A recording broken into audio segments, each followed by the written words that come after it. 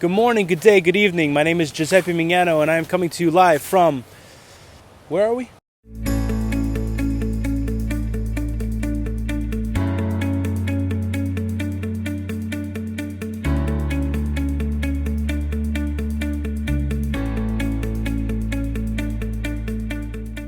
This is Across the Spectrum, Dating Advice 103, Unscripted. But until then, and I'm slipping, I am on ice right now. This is a crazy episode. I don't even know what I'm doing. This is a beautiful scene though, isn't it? Look, I'm in front of a frozen waterfall. A frozen waterfall. I've never seen a frozen waterfall in my life, and here I am in front of one. I kind of want to go down there and walk on the ice, but I don't want to fall in. Anyways, so if there is a girl that I'm attracted to, I would like to discern her. I would like to figure out where this attraction is coming from. So I ask a girl if she would like to hang out sometimes. Say you're hanging out with someone and you go shopping or you go for coffee. At the end of your time together, if you feel in your heart that you would like to see this person again, let them know. Tell them. Be like, hey, I had a great time. I'd like to see you again. And then right there, their response will let you know how they feel. They're going to either say, hey, well, I'm really busy. That right there's... You're getting shot down. It's okay. It happens. Most of the time you're getting shot down, but sometimes a girl is saying that because they actually are busy. But most of the time that's a reason girls will use to nicely put a guy down. Or they might just say, yeah, that'd be great. I'd like to see you again too. Ah, yes, this is what it's like being put in a friend zone with someone you truly adore. You're cute. Thanks, bro. Bro. Yes. Who are you guys? Welcome to the friend zone.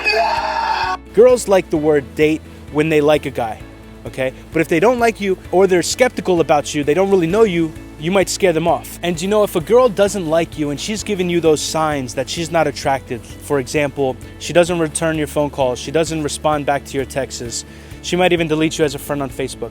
It doesn't matter. You just say, okay, fiat, and move on and pray for that person. Stay positive no matter who this person is. They are all children of God. After you've gone on a date with a woman, one thing you should say to the Lord is, thank you for letting me have this opportunity to be with her, even if I don't end up being the one that you have for her. She's such a great girl. God, you created such a beautiful work of art. Whoever her husband is going to be one lucky man. Terry Crews, the actor that does the Old Spice commercials, has recently said that him and his wife have done a 90-day sex fast. And he said that at the end of the 90 days, his marriage was strengthened tremendously. You see, every man has a desire for intimacy, someone to talk to or someone to hold or cuddle with. And when we can overcome the temptations, the lust, we are able to build a stronger self through God, through His graces, through His strength, through His mercy. But we first have to acknowledge it. Matthew 5:28, Jesus says, "And I tell you, anyone who looks at a woman lustfully has already committed adultery in his heart." What does that mean? That means if you see a beautiful girl or if you're dating someone and you start to think lustful thoughts, you've already sinned. You're sinning, even by thinking it. Sex is a great thing. It really is. When a husband and wife have sex and create children, that's a beautiful thing. That's a God-given gift. But when it's taken out of context, when it's taken out of the way it's supposed to be, it becomes sinful. Now, if you are sexually active, try to go a week without having sex. Try to go a week without thinking about sex. Try to go a week without porn. And then once you've reached that week, try to go another week. And then once you've reached that week, try to go a month without having sex or without watching porn or without thinking sexual thoughts. And then once you reach that month, try to actually go until your wedding night. That's a beautiful thing, waiting until your wedding night to have sex. That's absolutely amazing. That's one of the hardest things to do, but it's the most beautiful thing you could do for someone that you love. Now I'd like to go to Caleb in Ohio. Caleb, are you there? Hi. Hi. We'll talk about dating. We're married.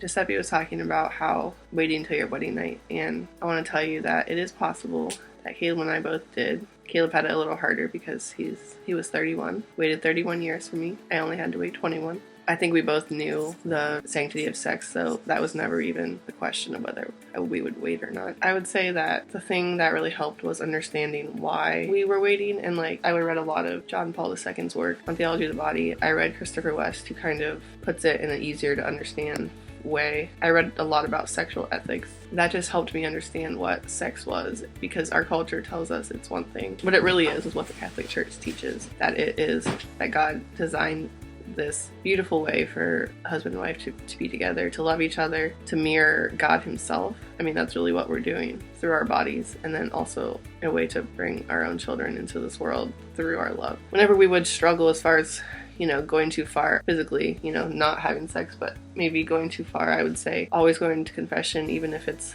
your 20th time talking to the priest, and using the confession also as like a counseling. And you'll find that the priests are very understanding of this topic. You might not think that they are, but they were extremely compassionate to me, loving. They never judged me. That was really great to talk to the priest about. But ultimately, I think understanding what it is the most important thing.